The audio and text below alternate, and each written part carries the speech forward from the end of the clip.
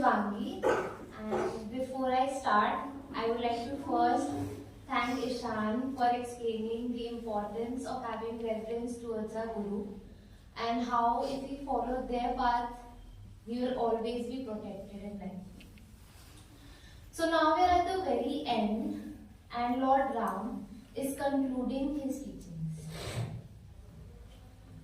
सखा धर्ममय असरथ जाके जीतन कहन कतहु रिपुता के महा अजय संसार रिपु जीति सकै सो वीर जाके असरथ होई दृढ़ सुनौ सखा मति धी सियावर रामचंद्र की जय पवन सुत हनुमान की जय उमापति महादेव की जय बोलो भाई सब संतन की जय सुनि प्रभु वचन विभीषण हर्षि गए पद कंज एहि मिस मोहि उपदेसेहु राम कृपा सुख पुंज. So Lord Ram tells Vibhishan that whoever possesses this chariot of dharma will have everlasting victory in life. And if we have firm abidance in these virtues, we can conquer the enemy of samsara, which is nothing but the world created by our own ego. So before we move ahead, we should, ponder a bit on the meaning of the term everlasting victory. Like, does it mean that we won't have any challenges or obstacles in life?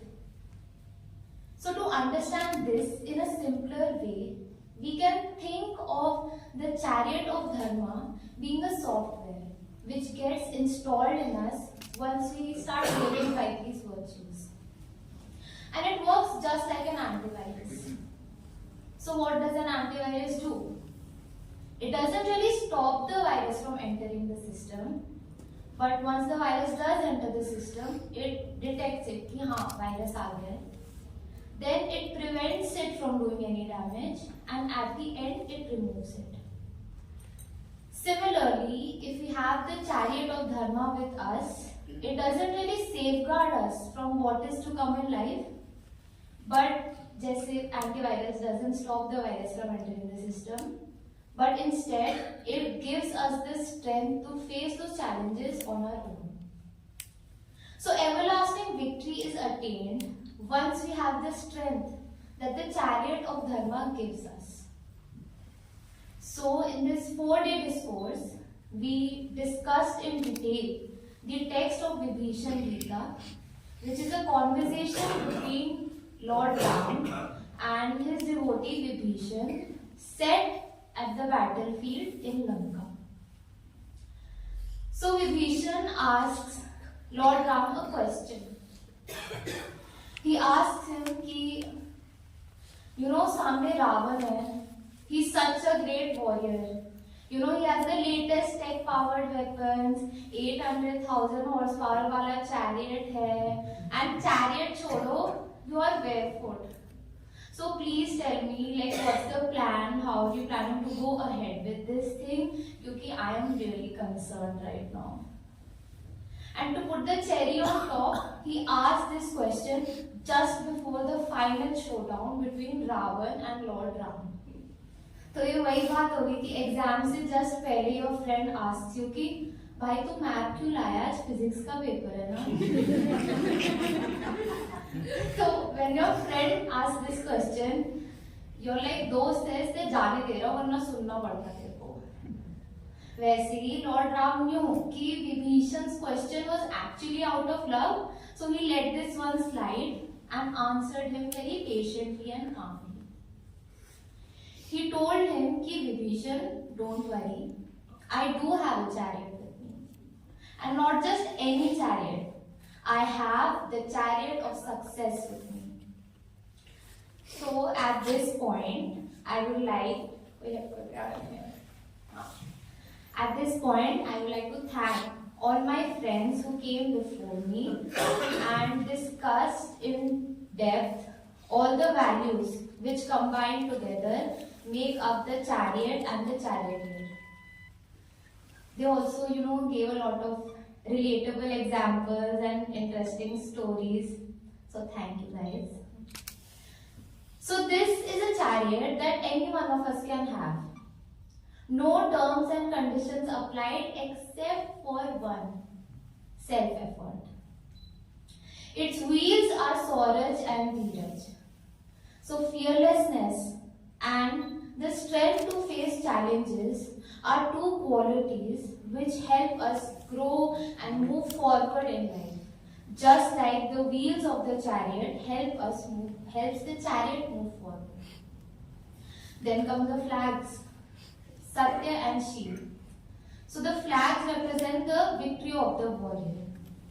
So if we have truthfulness in us and we know how to present the truth in a pleasant way, then victory is ours. Then come the four horses of the chariot: Bala, Vivek, Dama and Parahita. So Bala is strength, which of course means physical strength, but along with it mental and moral strength. And we should always remember in life that knowledge is the real strength. Second is Vivek, which means discrimination.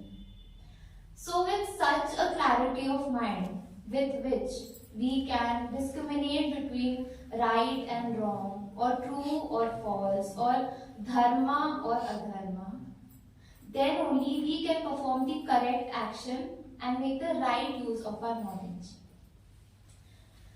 Then comes Dhamma, which is control over our senses. So if we have mastery over our senses, and not suppression, mastery over our senses, then we will have independence and freedom in us, with which we can always keep our goal in mind. And the fourth is Parahita, which means concern for others. So if we use our abilities and possessions to remove other people's sorrow, then only our knowledge is meaningful. Then we discussed the reins which keep the horses in control. Reins made out of 3 ropes: Kshama, Kripa and Shamta. So, the first one is Kshama, which means forgiveness. And in its highest form, one doesn't even know that they need to forgive someone or that someone has offended them. This quality is the quality of a true hero. Then comes Kripa or compassion, which doesn't just mean having passive pity for others, but love expressed through action. Then Samta, which means balance of mind. So if you're not constantly swinging between the two polar opposites, being extremely happy or being extremely sad, if we know how to balance between the both, then we have Samta in us. And despite all challenges, only evenness and cheerfulness is what should come forward. So with these qualities, our chariot is almost ready, not completely ready, because a chariot is obviously incomplete without its charioteer. The charioteer is a person with a pure intellect and someone who is a devotee of the Lord. In one hand, they have the shield of dispassion, and in the other, the sword of contempt. Charity acts as their axe, while the powerful missile of understanding is accompanied by a bow made out of self-knowledge. The quiver holds the pure and steady mind, while the arrows represent the quietude of mind, embodying the 5 noble values. And lastly, the armor, which means, having devotion towards Guru and having respect towards learned people. So with this deadly combination, we are ready to face life. So at this point, Vibhishan didn't have any questions that probably we all might have कि इतने सारे virtues हैं, क्या ही याद रहेगा और चलो याद रहा तो कैसे अप्लाई करूँ मैं इसको daily. Vibhishan didn't have this question, and instead what he did was he held Lord Ram's lotus feet and thanked him. He thanked him for the guidance he had given him to live life in the right way and be happy. And Vibhishan had his doubts कि what will be the outcome of the war. But Lord Ram knew कि he'll easily defeat Ravan, है ना? So the next ruler of Lanka would be Vibhishan. So he took this opportunity to remind Vibhishan to always, choose to not ride the chariot of adharma like his brother did, and always choose to ride the chariot of dharma in life. So chalo, Vibhishan didn't have these questions, but we all may wonder ki, how applicable is all of this for me? I don't have any enemies in my life right now or major challenges in my life right now. But is that really true? In this world, at every moment there is a war going on. It may be between countries or groups or societies, religions, within families, even inside us. So all of these are external wars which stem from the internal war going on within us. A war between dharma and adharma. So it is our duty to win this internal war between dharma and adharma, and as a byproduct, the external war will automatically be won.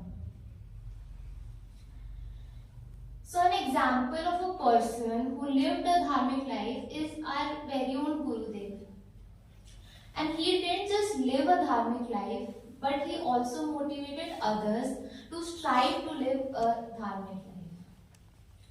And as a result, he was successful. He was successful in completing his goal of taking the Vedantic knowledge to the masses. And till today, his goal of providing individuals from various backgrounds the wisdom of Vedanta, giving people practical means for their spiritual growth and happiness, and enabling them to become positive contributors to the society.